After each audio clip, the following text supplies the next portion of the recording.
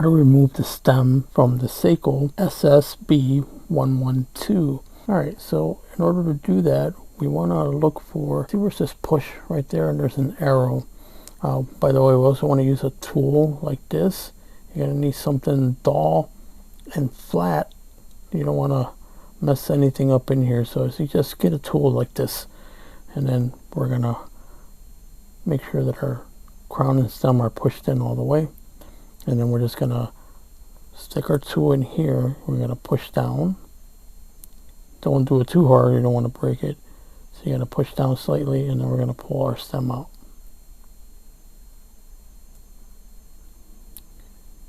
Okay, so there it is.